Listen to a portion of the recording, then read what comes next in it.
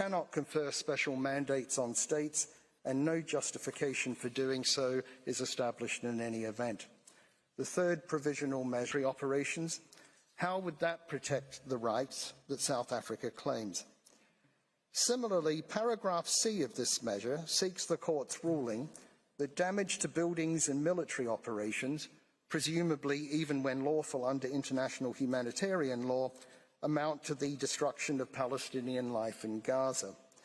Overall, paragraphs A to C of this measure, read together with paragraph C of the third measure, in those cases the applications instituting proceedings expressly allege the existence of irregular armed units.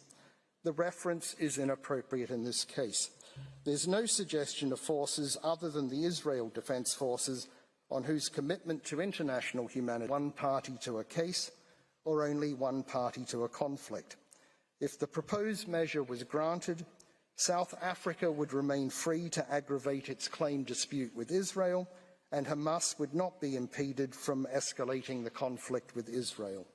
The only purpose of this provisional measure appears to be to prevent Israel from responding to any such escalations. Again, there's no justification for this measure. Madam President, members of the Court, that concludes my arguments on the inappropriateness of the specific measures requested by South Africa. I thank you for your careful attention. I invite you to call on Mr. Noam, co-agent of Israel, to conclude Israel's arguments. I thank Mr. Staker, and I now invite the co-agent of Israel, Mr. Gilad Noam, to address the Court. You have the floor, sir.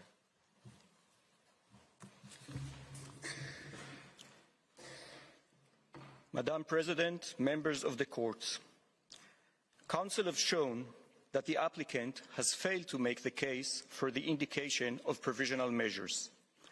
More specifically, 1. The Court lacks prima facie jurisdiction, as the applicant has not shown any dispute between itself and the respondent at the time the application was submitted. Indeed, it tried to mislead the Court into believing that one had existed. 2. The applicant has failed to meet the condition of plausible rights to be protected in the present circumstances. 3. The simple reality is that the events which are the subject of these proceedings are occurring in the framework of a war instigated by Hamas, governed by the legal framework of international humanitarian law. They do not fall within the remit. The Court will deliver the order in public sitting. Since the Court has no other business before it today, the sitting is declared closed.